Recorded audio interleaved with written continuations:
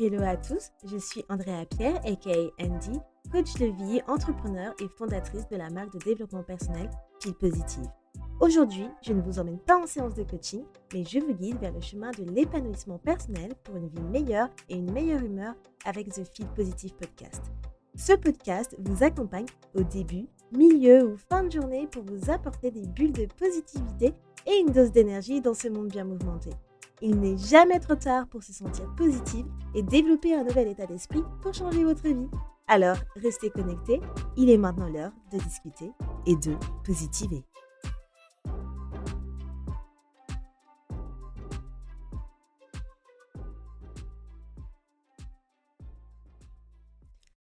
Hello les amours, bienvenue sur le podcast de Feel Positive.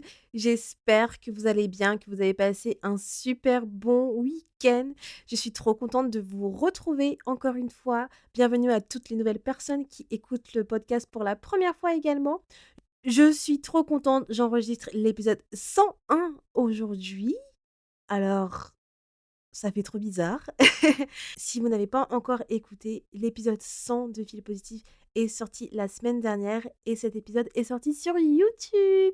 Ça a un peu inauguré ma chaîne YouTube. Alors, j'étais sur YouTube Podcast depuis un moment déjà, depuis l'année dernière, mais par contre, en termes de vidéos, je n'avais rien du tout. Donc, l'épisode 100 de Feel Positive, c'était un peu la petite surprise que je vous ai faite.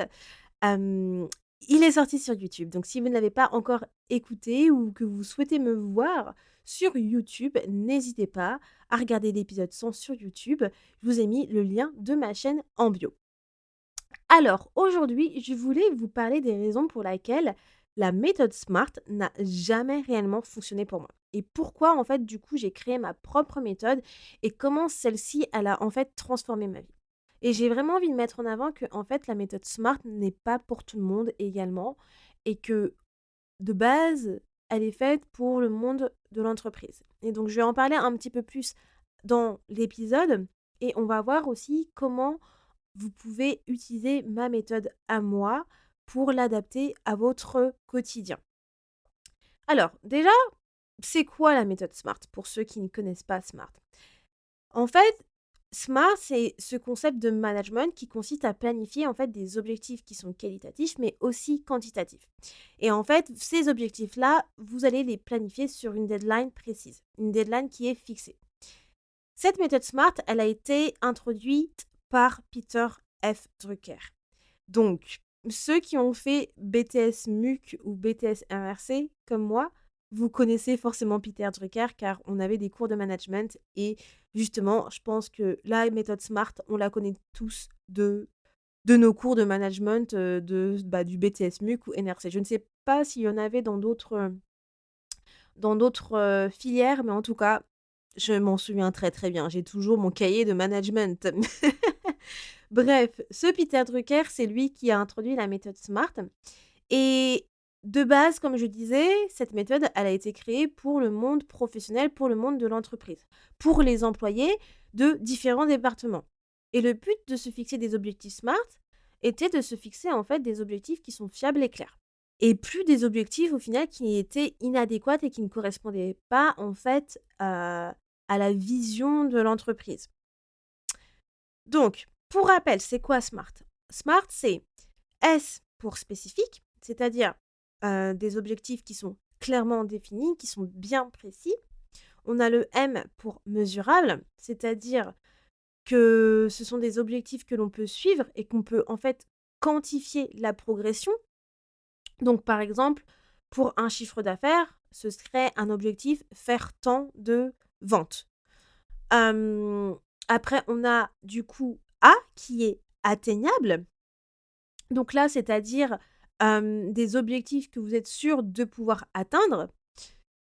Nous avons ensuite le R pour relevant en anglais, qui est pertinent.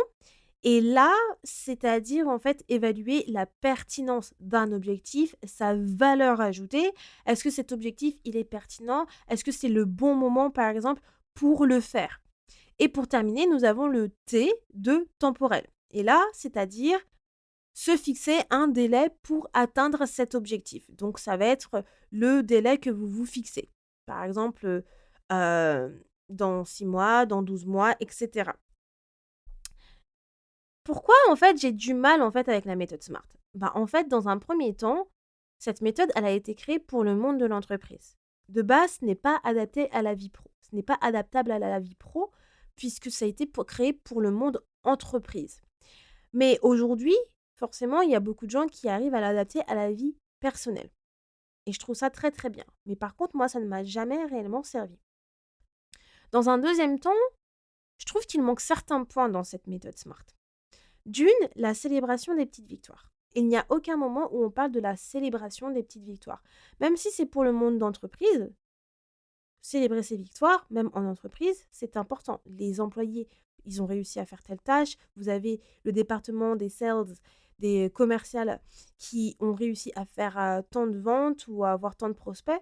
Les petites victoires, il faut les célébrer. Mais là, dans la méthode SMART, on n'en parle même pas. Également, on ne parle pas de temps de pause. On ne parle pas du moment où, en fait, il nous faut un break. Donc, ça, c'est un point aussi essentiel que je trouve que la méthode SMART n'aborde pas. Donc, c'est-à-dire qu'on a l'impression qu'il faut simplement donner, donner, donner et qu'il n'y a aucun moment pour notre bien-être, aucun moment pour justement souffler. Et aussi, il n'y a pas le côté d'analyse des objectifs. Donc forcément, je pense qu'effectivement, en entreprise, il y a ce côté analyse de l'objectif, mais dans, ce, dans cet acronyme de SMART, il n'y a rien qui suppose qu'il y a l'analyse des objectifs, qui est extrêmement important. Troisième point, je trouve que le M de mesurable de cette méthode, ce n'est pas ce qui me plaît le plus. Pourquoi? Parce que, en fait, je trouve que des objectifs mesurables, c'est très bien pour certains, mais beaucoup de personnes ne vont peut-être pas forcément aimer les objectifs mesurables. Pourquoi? Parce que les objectifs mesurables, ça peut être décourageant, ça peut être stressant pour certains.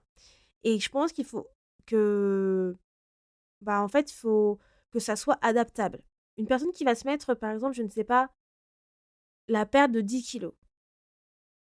Il y a peut-être cette personne qui va réussir à se motiver et réussir à atteindre cet objectif qui est mesurable. En revanche, il y a aussi les types de personnes où avoir ce type d'objectif, ça peut être décourageant. Ils vont se mettre un objectif mesurable ou leur coach sportif va leur mettre un objectif mesurable, mais en fait, dans leur tête, ce type de personnes, ils vont se dire, mais punaise, 10 kilos, comment je vais faire ça? En fait, je ne suis même pas encore là. Ils vont peut-être pas avoir encore le mindset adaptable pour pouvoir penser que ces 10 kilos à comment dire? À perdre est en fait atteignable pour eux. Donc ça peut ce M de mesurable, ça peut parfois amener à une perte. Donc c'est pour ça que je veux parler plus de mettre de l'intention dans l'épisode, justement de la vision, au lieu de se mettre des objectifs peut-être mesurables si ce n'est pas pour vous. En fait, c'est vraiment en fonction de vous en tant que personne. Si vous mettre des objectifs mesurables, ce n'est pas quelque chose que vous aimez, mettez plus de l'intention derrière et de toute façon, mettre des objectifs intentionnels, c'est toujours mieux. Mais si vous aimez bien les mettre des objectifs mesurables, vous pouvez faire les 2, intention et mesurable. C'est encore mieux. Donc, cette méthode SMART, elle ne m'a jamais réellement plu pour le monde personnel. Pour le monde entreprise, entrepreneurial, je trouve qu'elle est super. Mais pour le monde personnel, où vous devez peut-être équilibrer vos objectifs perso et pro et votre bien-être, je pense qu'elle ne répond à aucun de ces critères-là. C'est pourquoi j'ai créé ma propre méthode. Parce que en fait, pendant longtemps, lorsque je travaillais sur moi et que j'étais vraiment à fond justement sur l'atteinte de mes objectifs, prendre soin de moi, tout ça, je cherchais une méthode pour du coup allier mes objectifs et mon bien-être. J'avais cherché plusieurs méthodes en ligne pour savoir ce qu'il y avait déjà sur le marché que je pouvais tester. J'en ai testé, j'ai testé bien évidemment Smart, mais en fait, ça me convenait pas du tout. Parce que comme je disais, le côté mesurable, parfois ça me gênait. Il y avait des choses où j'avais pas envie de mesurer, puisque j'étais vraiment dans ce mood où, voilà, je voulais l'intention derrière plus. Il y avait pas ce côté bien-être qui, au final, j'avais remarqué, prenait une grosse place dans ma vie et il n'y avait pas ce côté non plus analyse. Et en fait, quand j'avais analysé moi-même ce processus que je faisais quand j'atteignais mes objectifs, j'avais analysé que, bah, en fait, je me félicitais beaucoup. J'étais toujours fière de moi. Clairement, moi, je suis ma best cheerleader ever. Heu, clairement, je me félicite tout le temps. C'est pas de la prétention, c'est que j'adore me féliciter. Si je me félicite pas, qui va le faire? Donc félicitez-vous et ça, clairement, je le fais depuis très, très longtemps et donc du coup, j'avais analysé mon propre process de comment je faisais quand j'atteignais mes objectifs. Je me félicitais. Entre-temps, j'avais pris des pauses, je prenais soin de moi. Je faisais en sorte de toujours avoir mes petites pauses bien-être, d'avoir mes routines, de lire, etc. Et j'avais mes phases d'analyse. À chaque fois, j'analysais, je prenais le temps d'analyser. Et c'est pourquoi j'ai créé ma propre méthode qui s'appelle Aparté. Et en fait, Aparté, c'est ma méthode de productivité, d'atteindre des objectifs, hein, si vous voulez, qui me permet d'atteindre mes objectifs tout en intégrant mes moments de bien-être. Et je mets bien ça en avant parce que c'est vraiment le but de ma méthode aparté, c'est vraiment d'atteindre ces objectifs, mais en intégrant ces moments de bien-être. Parce que je suis convaincue que 20% du bien-être contribue à 80% de la réalisation de nos objectifs. Donc du coup, aparté, c'est quoi? Donc on a 3 phases d'action, 3 phases de réflexion. Donc on a A qui est une phase d'action, qui est l'analyse des objectifs. Donc c'est dans cette première phase où vous allez en fait du coup identifier vos objectifs, pourquoi aujourd'hui vous ne les avez pas réalisés, puis on va les catégoriser sur le court terme, moyen terme, long terme. On va voir s'ils sont réalistes et réalisables. Et en fait, ici, je vais vous faire choisir que 2 objectifs qui sont court terme et moyen terme sur lesquels travailler. Et ça, c'est ce que en fait, j'apprends en fait à mes clients qui sont, clients du programme RISE. Ensuite, on a le P pour planification des actions et des objectifs qui est aussi une phase d'action. Donc en fait, c'est là où vous allez mentionner toutes les tâches, toutes les actions nécessaires pour vos objectifs avec la méthode Eisenhower et c'est là où en fait vous allez planifier sur un agenda interactif que j'ai créé sur Notion pour mes clientes, où vous allez intégrer du coup les routines bien-être que vous apprenez à faire dans mon programme. Et en fait, le but de planifier dans un emploi du temps, c'est pour que vous preniez l'habitude d'avoir une visibilité sur ce que vous faites. Parce que un des gros problèmes que les gens ont, c'est que ils n'ont aucune visibilité sur ce qu'ils doivent faire. Donc, ils ne savent pas ce qui est important, ils ne savent pas ce qui est prioritaire, ils ne savent pas sur quoi ils doivent travailler. Et du coup, ça fait qu'ils sont perdus. Prendre l'habitude d'avoir une visibilité sur ce que vous faites est important pour votre équilibre de vie et c'est important pour votre charge mentale, mais c'est important aussi tout simplement pour avancer sur vos objectifs. Et le but de cet agenda interactif que j'ai créé pour mes clientes et que j'utilise moi-même, c'est pour qu'elles puissent prendre l'habitude de voir ce qu'elles font. C'est pour qu'elles puissent voir, ok, en fait, aujourd'hui, je dois faire ci, je dois faire ça, mais j'ai aussi ces temps de bien-être. C'est pour qu'elles puissent en fait modifier leurs activités, leurs tâches en fonction des imprévus qu'elles ont. C'est pour avoir cette visibilité globale. C'est super important. Et en fait, je vous parle en connaissance de cause parce que c'est en ayant cette visibilité que moi, ça m'a toujours aidé de bien être organisée et d'avoir cet équilibre que j'ai aujourd'hui. Maintenant, à force, mes agendas, je les connais par cœur dans ma tête. Clairement. Je sais ce que je dois faire tout le temps. J'ai cette capacité, parce que je pense que ça, je le fais depuis plusieurs années, hein, de toute façon. J'ai cette capacité à simplement me mémorer de voilà ce que je dois faire, ça c'est important, ça c'est urgent, etc. Et j'utilise cette méthode aparté également tout le temps. Et aussi mon agenda interactif, je le modifie même si je sais ce que je fais. En fait, j'aime tout simplement l'utiliser, quoi. Voilà. Hem, Ensuite, nous avons le Abyss qui est une phase de réflexion. C'est pour ajustement et adaptabilité.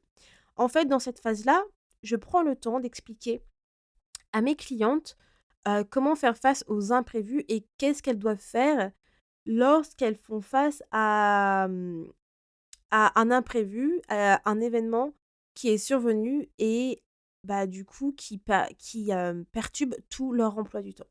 Donc là, en fait, pas de panique, c'est simplement qu'il faut ajuster, il faut être flexible. Et c'est dans cette phase-là que mes clientes apprennent cette partie de flexibilité. Ensuite, nous avons le R qui est pour réussite des objectifs, qui est une phase de réflexion également.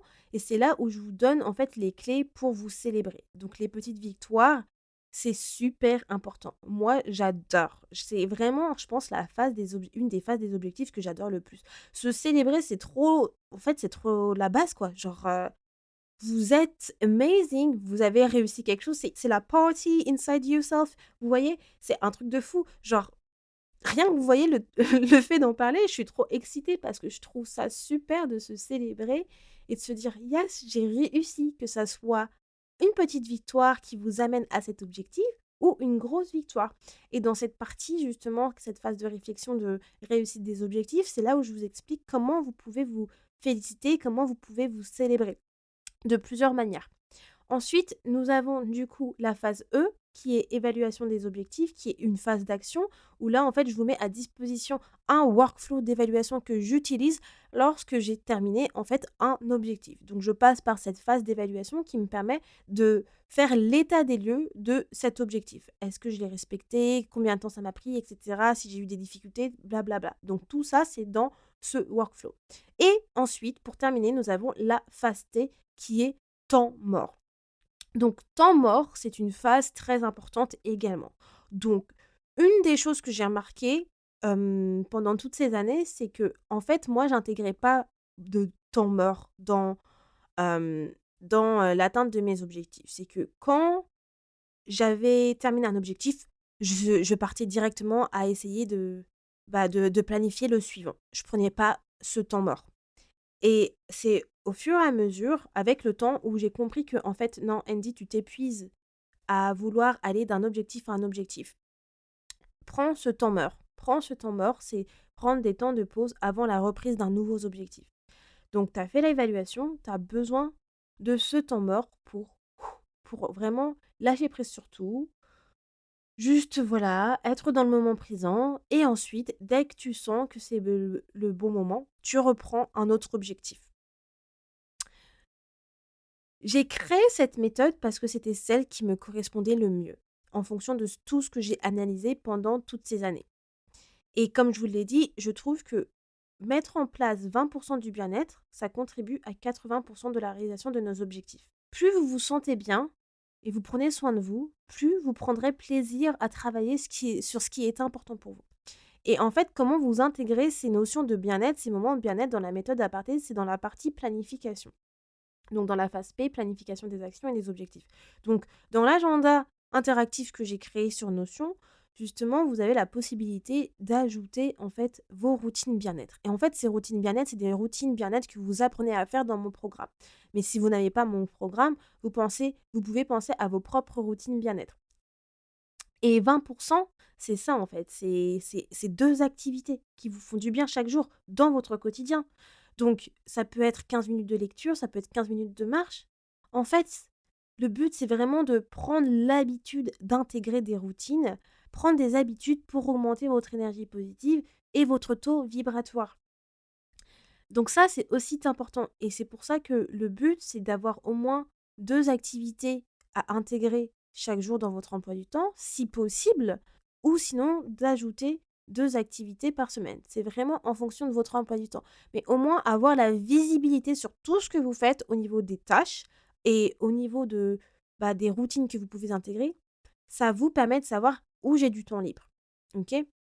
Et clairement, c'est pas pour me jeter des fleurs, mais je suis tellement fière de ce tableau interactif que j'ai créé parce que je suis convaincue de comment il peut changer la vie de plusieurs personnes. Si vous êtes intéressé par la méthode aparté et en savoir plus, j'ai mon e-book en description où vous aurez la possibilité d'exploiter les 3 premières phases de la méthode aparté. Donc c'est mon e-book Équilibre de vie en un clic. Il y a 70 pages, donc j'ai vraiment travaillé là-dessus. Il est incroyable cet e-book, pas parce que je l'ai fait, mais il est incroyable parce que je vous donne vraiment de la valeur. Donc je vous donne des phases d'introspection, que ça soit pour la partie développement personnel ou de moments bien-être ou atteindre des objectifs et je vous donne un plan d'action Et du coup, dans la partie atteinte des objectifs, c'est là où je vous parle de la méthode aparté et vous allez pouvoir exploiter les 3 premières phases en exclusivité. Donc n'hésitez pas à télécharger gratuitement mon e-book. Comme j'ai dit, c'est gratuit. J'ai également l'épisode 69 que j'ai fait à ce sujet où je vous parle de la méthode aparté et de l'importance du bien-être. Donc n'hésitez pas, épisode 69 de Feel Positive. Aussi, une chose auquel je pense beaucoup depuis en fait l'année dernière, c'est de vous offrir la méthode aparté, en tant que petit produit. Alors, si vous êtes vraiment intéressé, par exemple, d'avoir justement mon tableau de bord Notion interactif qui est de base que pour les personnes qui ont mon programme RISE pardon, là, vous aurez la possibilité de pouvoir utiliser la méthode aparté en tant que petit produit. Donc c'est-à-dire que je ferai une offre pour la méthode aparté pour que vous puissiez l'acheter et avoir cet accès à ce tableau de bord Notion avec aussi toutes les phases de la méthode aparté, mais aussi les workbooks, etc. Si c'est quelque chose qui peut vous intéresser, n'hésitez pas à me le faire part, puisque voilà, je le ferai simplement si je vois qu'il y a de l'intérêt à ce sujet, vraiment, puisqu'il y a peut-être des personnes qui sont intéressées par ce côté objectif sans passer par le programme WISE, ce que je conçois, puisque le programme WISE, c'est quand même un très gros investissement, je veux dire, dans le sens en termes de croissance personnelle. Et pas que, puisque voilà, il y a pas mal de modules. C'est pour les personnes qui ont vraiment envie d'évoluer dans leur vie et de se prioriser et d'avoir une harmonie parfaite entre leur développement personnel, leurs objectifs et leur bien-être. Mais si vous êtes intéressé que sur la partie objectif et d'avoir cet équilibre de vie en ayant ce tableau de bord que j'ai construit, je peux créer cette offre pour vous. Mais voilà, j'ai besoin de vos feedbacks. Donc si ça peut vous intéresser, n'hésitez pas. Je ne mange pas, encore une fois. N'hésitez pas à me contacter sur Instagram ou bien m'envoyer un email ou encore même me mettre un commentaire sur Spotify, tout simplement si vous ne souhaitez pas me contacter sur Instagram. Voilà, voilà, les amours. J'espère que cet épisode vous a un petit peu éclairé sur ma méthode de productivité et pourquoi je n'utilise pas la méthode SMART parce que elle ne me convient absolument pas. Et j'ai créé ma propre méthode qui est beaucoup plus alignée avec ce que je souhaite dans ma vie, mais surtout pour mon équilibre de vie en alliant bien-être et objectif. Et si vous souhaitez l'utiliser, comme je disais, testez-la dans l'e-book, écoutez l'épisode de podcast, l'épisode 69, ou sinon, n'hésitez pas à réserver un coaching gratuit avec moi. Sur Instagram, vous avez le lien dans ma bio, et aussi suivez-moi à la même occasion si ce n'est pas le cas. Et moi, je vous dis à la semaine prochaine, passez une très belle semaine, à lundi prochain. Ciao! Merci beaucoup de ton écoute et d'être resté avec moi jusqu'au bout.